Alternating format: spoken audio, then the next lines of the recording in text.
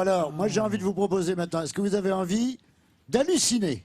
Oui? Ah bah oui. Est-ce que vous... Oui, bah, vraiment. Hein, Bah vous attends, faites on fait que ça, hein. Ah non, non, c'est quelque chose d'ahurissant. Ah carrément c'est là-dessus. un homme. Oui, vous allez voir, c'est extraordinaire. Il n'a pas un vélo, il n'a pas deux vélos, il n'a pas trois vélos, il n'a pas 300 vélos, il n'a pas 400 vélos, j'en rajoute. Il n'a pas 1000 vélos, il en a plus. C'est un collectionneur de vélos, et tout ça... Tout chez lui? Oui, il s'appelle Daniel, il est à Monet dans l'Indre-et-Loire, et tout ça commence à cause d'une histoire de la petite enfance. Ben voilà, regardez. Sur la façade de cette maison, un vélo de course, un vélo d'appartement, une table de jardin avec des casques de cyclistes, comme si des coureurs du Tour de France s'étaient arrêtés pour se rafraîchir. Nous sommes chez Daniel, quelque part en Touraine. Le voici, Daniel. Il vient d'aller chercher son journal.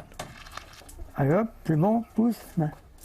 Et ah bah salut, c'est bon, ah bah c'est bon, il y a le tour, c'est bien, c'est vrai, voilà. Daniel, comme tous les jours, suit devant son petit écran les étapes du Tour de France, car le vélo, c'est son truc, et vous n'êtes pas au bout de vos surprises. Ah, le vélo, il l'aime. La preuve, chez lui, il y en a partout, accessoires compris. Dans la salle à manger, le salon, l'escalier, les chambres, les combles, et même au plafond, toutes les pièces y passent.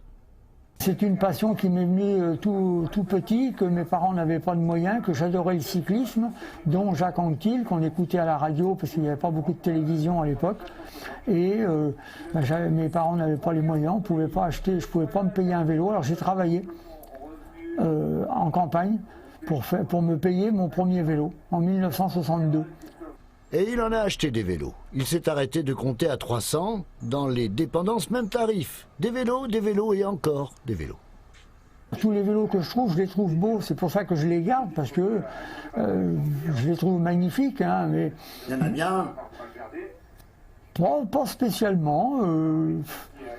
Peut-être à la limite, hein, mon Colnago, quand j'ai fait le Tour des Flandres, que j'ai pris du plaisir en Belgique à faire le Tour des Flandres, alors peut-être celui-ci. Parce que Colnago, c'est la Ferrari du vélo.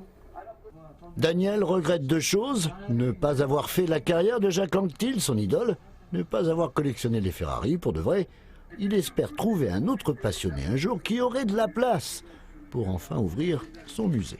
Ça va? Ah, je vous avais Il est prévenu, hein. incroyable. Je vous avais prévenu, c'est quand même un personnage. Hein. Ah oui.